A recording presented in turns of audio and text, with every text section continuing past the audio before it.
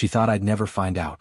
She said yes to another man while still married to me, and that's when I decided to take everything from them. Let me tell you how I turned their perfect little world upside down, and ended up walking away with millions. My name's Jason and I was married to Emily for 8 years. On the outside we looked like the picture of success, strong careers, a gorgeous house and no real drama to speak of. People admired us. But behind closed doors something had shifted. It wasn't anything loud or obvious at first, just subtle signs. More late nights at work. Conversations that felt hollow. Her phone never left her side and was always face down. I kept brushing it off, convincing myself I was being paranoid. But deep inside I knew something wasn't right. What happened next rocked me in a way I never expected. I never imagined I'd be telling anyone this. But here I am, because sometimes the truth has a way of pushing itself to the surface, whether you're ready to face it or not. There was no dramatic moment where everything became clear. It was more like watching a slow leak that eventually flooded the whole house. Emily worked in corporate finance and had always been committed to her job. Late nights, emergency meetings, client calls, I'd gotten used to it. I respected how driven she was. But lately those late nights weren't just occasional. They were becoming the norm. And then one night something finally clicked. Emily came through the door close to midnight, saying she had to stay late for a sudden meeting. That wasn't anything new. But that night something about her was different. She wore a new perfume I'd never smelled before. Something elegant, expensive, the kind she usually saved for anniversaries or date nights. I asked her about it and she casually said a coworker had given her a sample. I wanted so badly to take her word for it. I really did. But the look in her eyes didn't match her words. You ever stare at someone you thought you knew like the back of your hand and suddenly feel like they're a stranger? That's how I felt. I didn't say anything then. I let it go. But after that night, the uneasy feeling in my gut wouldn't let me rest. Turns out, I had every reason to be worried. Things just kept getting weirder after that. Emily became more distant. Our conversations felt shallow, like small talk with a coworker, not your wife. Her attention was always glued to her phone. She started taking it everywhere with her, even into the bathroom. I couldn't remember the last time we sat down and had a real heart-to-heart. It wasn't just the phone either. She kept getting home later and later, always with some excuse about a client or a last-minute issue at work. I tried to stay patient at first. Life gets busy, right? But the excuses piled up, and the woman I married, who used to be open and warm, was slowly turning into someone I barely recognized. Then the travel started. More business dinners, weekend seminars, company retreats, one after another. It felt like her job was taking over every corner of her life. At least that's what she wanted me to think. One weekend, she told me she had to go to Chicago for a work trip. Nothing unusual. She'd been on trips like that before. But when she came back, something was different. She was cold, detached, like she had built a wall between us overnight. And she wouldn't let me in. That night, I hit a breaking point. I realized I could either keep lying to myself or finally trust what my instincts had been screaming for months. So I started paying attention. Really paying attention. And what I found flipped everything upside down. That supposed trip to Chicago? Something about it just didn't sit right with me. Maybe it was the way she avoided eye contact when she got back, or how the story she told felt rehearsed. Either way, I couldn't shake the feeling. So I did something I never thought I'd do. I checked her email. I know, trust is supposed to be the backbone of a marriage. And I used to believe that. But at that point I felt like I didn't have a choice. I was losing sleep, losing myself. I needed to know if what I felt was real or just in my head. It took a few tries to crack her password. Emily had this habit of using the same base with a few little tweaks. When I finally got in, I wasn't sure what I even expected to find. Maybe I hoped I was wrong. But then I saw it. A hotel confirmation email. Not for Chicago, but for New York. My heart sank. She had never mentioned going to New York. And the dates? They lined up exactly with her so-called Chicago trip. At first, I tried to give her the benefit of the doubt. Maybe there was a last-minute change. Maybe the company rerouted her and she forgot to tell me. But that voice inside me, the one I'd been ignoring for too long, was already shouting the truth. So I kept digging. And that's when I found him. There it was, a string of emails between Emily and someone named Chris. At first they looked completely innocent. Just the usual back and forth you'd expect between coworkers. Polite. Professional. But the deeper I scrolled, the more things started to shift. The tone changed. The words became softer, warmer. Little jokes, personal comments, and then, one message hit me like a freight train. I can't wait to see you this weekend. Chicago was fun, but New York's going to be even better. I felt the blood drain from my face. In an instant, it was like the floor vanished beneath me. Emily, the woman I built my life around, had been lying. And not just about where she'd been. She had been hiding him. I just sat there staring at the screen, frozen. My heart was pounding in my chest and my mind was racing. Suddenly, all those odd moments, all those excuses, all the nights she came home late, they flashed through my mind like puzzle pieces finally snapping together. This wasn't a business trip. It was something else. Something much worse. But I couldn't confront her. Not yet. Not until I had the full picture. I needed proof. Something she couldn't talk her way out of. So I kept watching. Waiting. Gathering. In the days that followed, I tried to act like everything was normal. But it wasn't. Every time Emily walked into a room, I felt like I couldn't breathe. I watched her closely, every glance, every word, every touch of her phone. Was she thinking about him? Did she know I was starting to see through the cracks?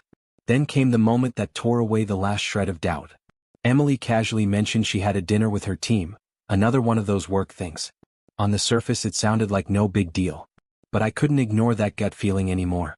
So that evening while she was out, I opened a location-sharing app we'd both installed years ago. It was meant for emergencies. And I guess that's what this had become. My stomach turned when I saw the screen. She wasn't at the restaurant she'd mentioned.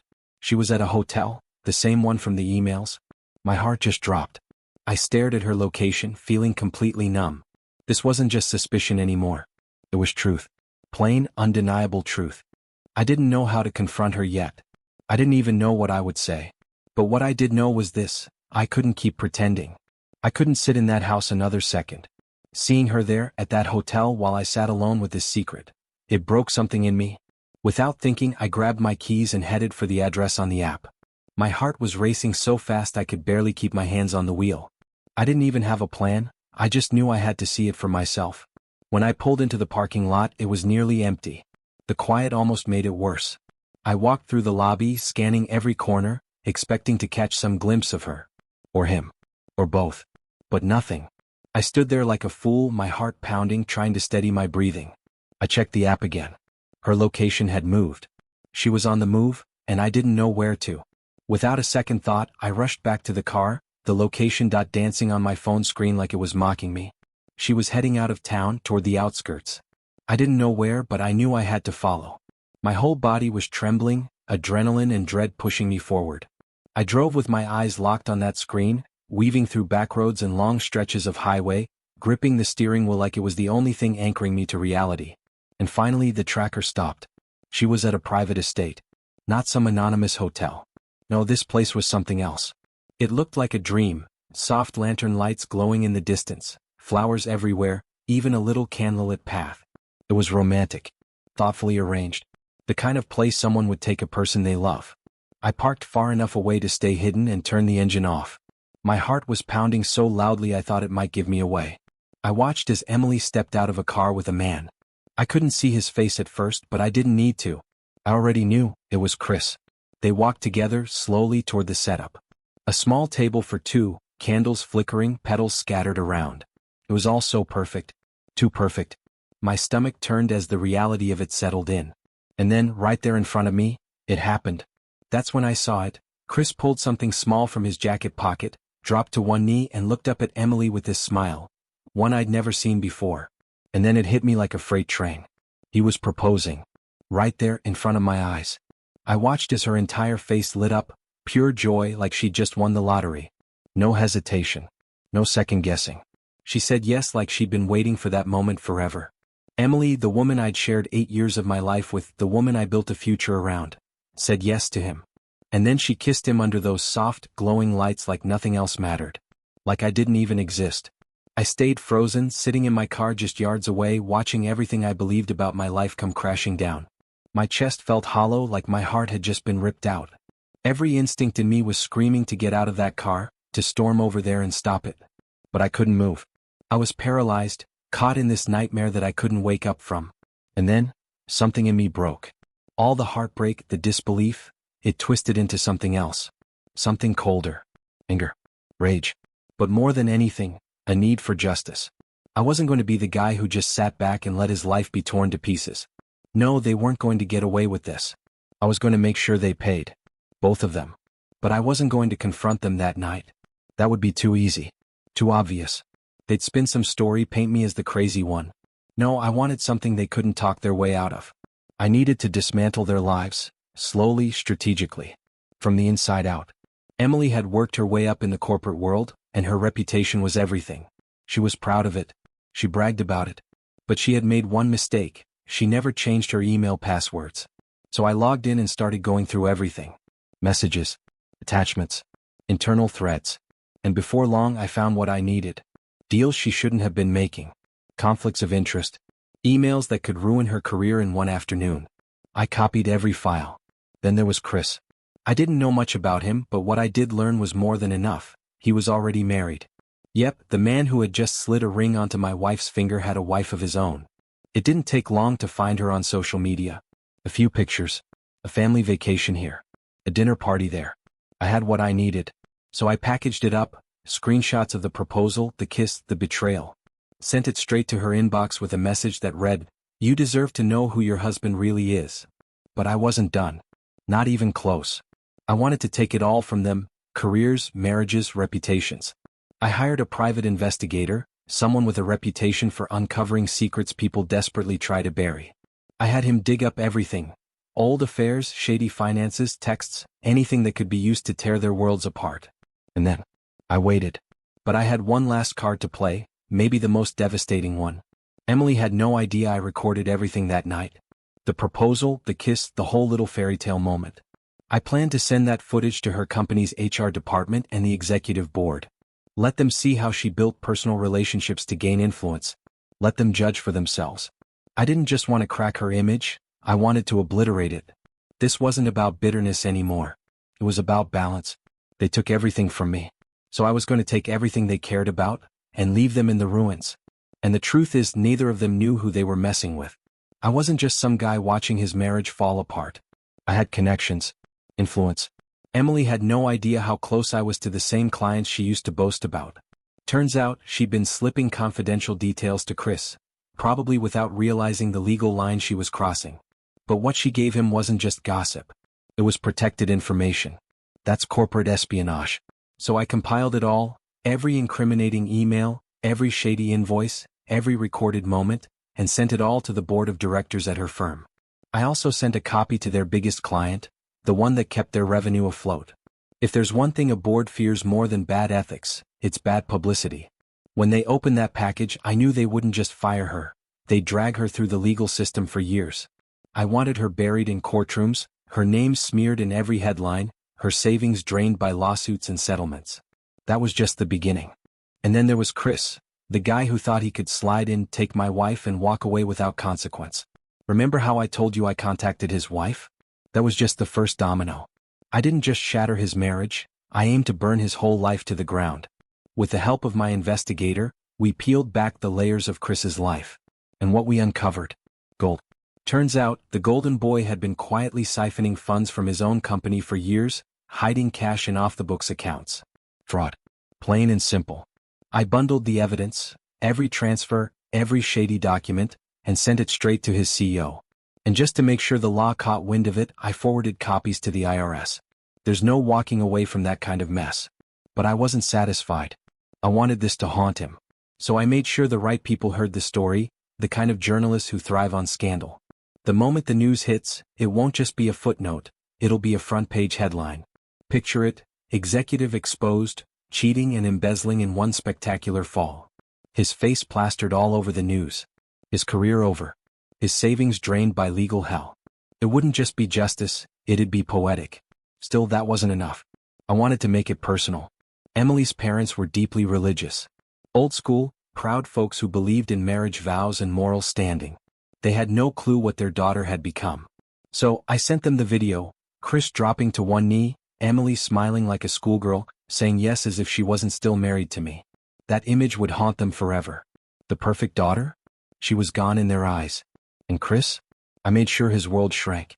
I reached out to his friends, his family, even his professional network. I sent messages, links, screenshots, everything they needed to see who he truly was. He'd walk into a room and feel it. The shift in tone. The side glances. The quiet judgment. The kind of social exile you can't undo. The best part? They had no clue it was me behind it all. Every move I made was under the radar: burner phones, anonymous emails, private servers. I was a ghost in their storm, watching as their lives caved in brick by brick. But I wasn't doing this just for revenge. I wanted them to live inside the wreckage. I wanted them to feel the cold, crushing silence of isolation. And so, with Emily's career in ruins and Chris drowning in legal fire, it was time for the final blow, the one that would break them in front of the entire world. You remember the proposal video? The moment Emily said yes like nothing else mattered? That clip wasn't just a memory. It was my final weapon. I took it and built a story around it. I uploaded it across every social media platform: Facebook, Twitter, Instagram, you name it. But I didn't just drop the video. I told a story. The caption read, "Wife caught accepting proposal from her lover, while still married." Watch the moment that sparked a firestorm. And just like that, it exploded. Within hours, the video went viral. People were outraged, sharing it, commenting on it, tagging their friends, calling Emily and Chris everything under the sun. The internet latched on and didn't let go. But I wasn't done. I took the video and sent it to everyone who mattered in their lives. Coworkers, bosses, clients, even neighbors. I made sure there wasn't a corner of their world untouched by shame. Their names were now attached to betrayal, plastered on gossip blogs and viral threads, dissected by YouTubers and online personalities. And then came the twist. I used my access to their company emails, just enough to schedule a few anonymous tips. I timed them perfectly, making sure every colleague, every team member, received a message with a link to the now famous video. By the time they walked into work the next morning, the whispers had already started. Eyes would follow them down every hallway. Nobody would ever look at them the same way again. But I still wasn't finished. I sent the video directly to Chris, with a message that simply read, "She's been lying to you too. Ask her about the other guys." It wasn't true. I had no idea if Emily had been with anyone else. But I didn't need to know. All I had to do was light the match. Chris would question everything. Every story. Every word. Every touch. And Emily? She'd feel it unravel in real time. That fragile little affair they thought was untouchable would crumble under the weight of suspicion. And me? I was just the shadow watching it all unfold. Every time they tried to rebuild, another wave would crash down. Another post. Another rumor. Another truth twisted just enough to keep them on edge. They thought they were in love. Thought they could run away from the damage they caused. But what they didn't realize is, this story wasn't theirs to write anymore. It was mine. There was one message I needed them to understand, loud and clear. When you betray someone who loved you, there are consequences. Real ones. Everything had been set in motion.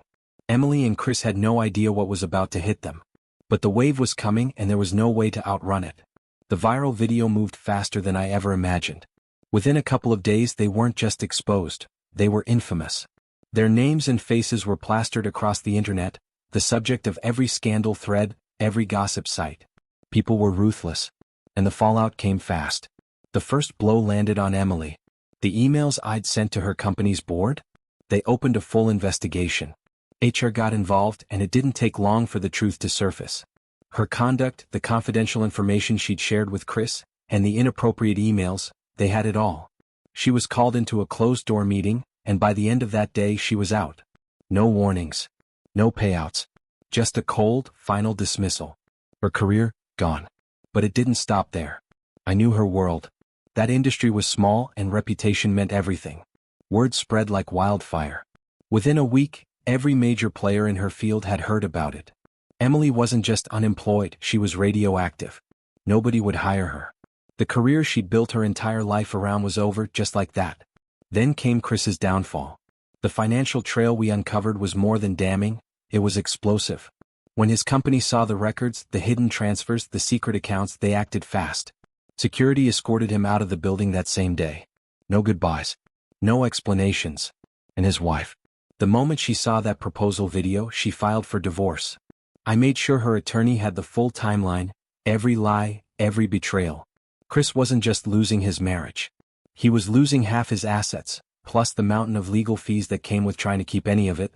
Still, I wasn't finished. I sent both Emily and Chris a link to the now viral video. I wanted them to see it through the world's eyes, to read the comments, the ridicule, the hate.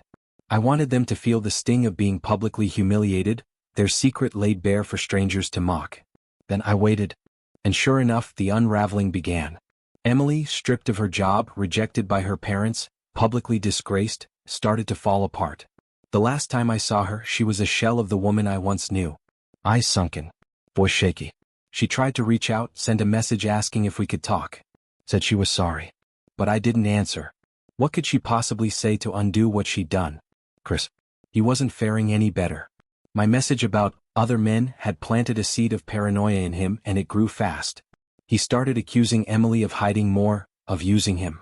Meanwhile, she turned on him, blaming him for everything that had happened. Whatever spark they once had was dead. Their little affair had collapsed under the weight of their own lies. They were turning on each other, desperate to find someone else to blame. And me? I didn't raise my voice. I didn't show up with angry words or demands. I didn't have to. I had already done what I came to do. I tore their world apart without ever laying a hand on them. I hit them where it hurt, in their pride, their careers, their relationships. And when they looked around, trying to find someone to blame, I was already gone. I had nothing left to prove. No more need to scream. No more need to hate. They were done. I was free. It had been a month since everything came crashing down. I thought I'd feel a sense of peace, like a weight had been lifted. But what I felt instead was something quieter. A stillness. A strange, almost empty quiet. I had won. I had delivered the justice they thought they'd never see. And yet, neither of them tried to rebuild. No apologies. No statements. No desperate pleas to fix the damage. It was like they just accepted it. And in that silence, I realized something. This wasn't about getting even anymore. It was about finding my own peace. And maybe, just maybe, that peace didn't come from their destruction. It came from walking away knowing they could never hurt me again. They had lost everything. And I had gained back the one thing they tried to steal from me. Control. But I wasn't done digging. Not yet. There was still something lingering, something unfinished. Emily was never the kind of woman to disappear quietly, and Chris didn't strike me as the type to go down without scrambling for cover. I needed to know what they were up to, if they were trying to claw their way out of the pit I'd thrown them into. It took some effort, but eventually I found a lead. Emily had resurfaced in a quiet town, several states away. She wasn't living it up with Chris or hiding behind some fake identity. No, she was trying to start fresh, on her own. Building a new life, slowly, quietly in the shadows. Like none of it had ever happened. Like she could just sweep the past under the rug and pretend it never existed. But she underestimated me. Again. I made a few phone calls. See, people in corporate finance don't just fall from grace. They spiral, especially when a little extra push sends them further down. I knew the right people, and with a few discreet tips, I made sure every door she tried to open slammed shut. Her credit? Wrecked. Her financial accounts? Frozen. Every attempt she made to start over collapsed before it even got off the ground. She wasn't just out of work, she was blacklisted. Her name was still radioactive. She was stuck, anchored to the scandal I had unleashed. And Chris? He wasn't by her side anymore.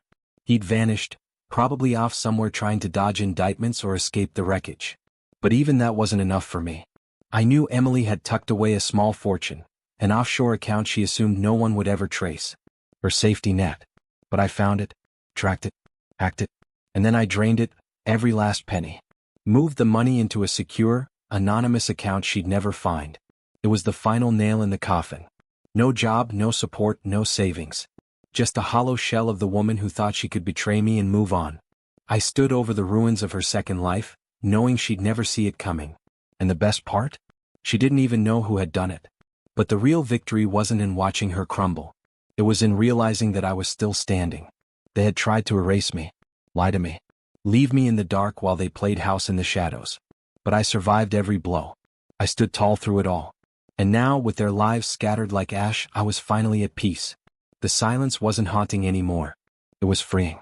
Emily and Chris thought they were clever. Thought they could steal happiness and rewrite the story their way. But in the end, I was the one who wrote the final chapter. There was no need for a final confrontation. No yelling. No dramatic exit. They were finished, and I had walked away with everything that mattered. I thought that was the end. Until one morning, a crisp white envelope showed up in my mailbox. No return address. Just a neatly folded letter inside with a law firm's seal. Mr. Jackson, we would like to thank you for your role in exposing the fraudulent activities of Christopher Langston and Emily Graves. Due to your assistance in bringing these matters to light, a settlement has been transferred to your account. Please contact us for further details. I blinked. Settlement? I picked up the phone and called the number listed. A calm, professional voice answered and walked me through what I hadn't even known was happening. Turns out, Emily and Chris had been running more than just an affair. They were knee-deep in fraud, embezzlement, and falsifying contracts. Federal investigators had been watching quietly, but it was the evidence I leaked that blew the whole thing open. "You provided key documentation that helped us build the case," the lawyer explained. "As a result, several of the affected companies have agreed to issue a financial reward for your cooperation." I paused. "How much?" She answered without missing a beat. $3.5 million. I nearly dropped the phone. I asked her to repeat it. She did. $3.5 million. I sat there stunned. My hands trembling, heart pounding in my chest. After the call, I opened my banking app. And there it was. A fresh deposit. $3.5 million. It was real. In the end, I didn't just survive their betrayal, I profited from it. Their lies cost them everything. And me? I walked away with my dignity, my freedom, and a future brighter than I ever imagined. They gave me pain. I turned it into power. It hit me all at once. I hadn't just survived Emily and Chris. I'd profited. All those long months spent plotting, unraveling every lie, every betrayal, it hadn't just broken them. It had delivered something I never saw coming. Peace. Freedom. And the kind of financial reward that felt like karma with interest. I leaned back in my chair, the glow from my phone lighting up the numbers in my account. That slow, knowing smile crept across my face. The irony? Perfect. Emily and Chris had tried to tear me apart. They thought they could humiliate me, take everything I'd built, and disappear into the sunset. But their story didn't end with a fairy tale. It ended with them broke and disgraced, and me sitting on $3.5 million. This wasn't just revenge anymore. I hadn't just watched their world collapse. I walked out of the rubble with a fresh start and the resources to live life on my own terms. They gambled with my heart, my trust, my future. And they lost. Big. Meanwhile, I was done looking back. Their reputations were obliterated. Their careers, nothing but burned-out bridges and blacklists. And now, the legal storm was just getting started. Once the full scope of the fraud unraveled, the authorities got involved fast. Trials were launched. Charges filed. Emily and Chris couldn't blink without another subpoena arriving. Emily, the so-called brains behind their twisted little empire, was now drowning in charges. Corporate theft, embezzlement, fraud, tax evasion.